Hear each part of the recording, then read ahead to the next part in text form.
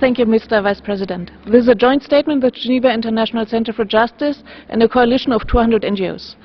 Our NGOs share the Deputy High Commissioner's concern about Iraq, which after years of neglect has suddenly re-emerged to the forefront of global attention.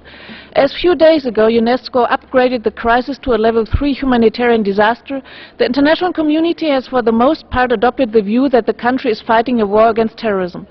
It is, however, important to understand that the escalation is a direct result of the extreme grievances inflicted on the Iraqi population in a degraded, war-torn environment.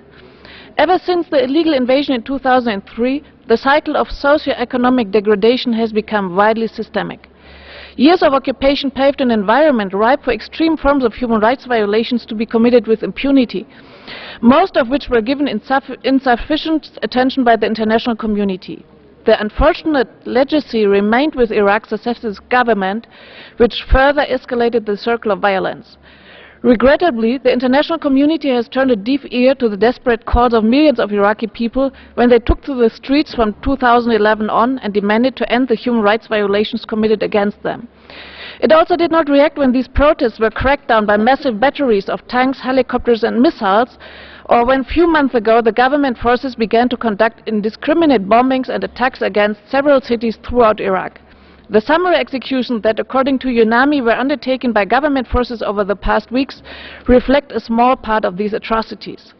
Mr. President, without responding to the legitimate demands of the aggrieved population, further escalation will be inevitable. We urge you to call on all members of this Council to refrain from any military intervention that can only aggravate the current calamity. Finally, our NGOs welcome the Deputy High Commissioner's request to convene a special session on the situation in Iraq and undertake an independent investigation into all human rights violations committed, as our group has demanded many times since 2003. Lastly, we remind this Council that it is far past time to appoint a special rapporteur on the human rights situation in Iraq. Thank you.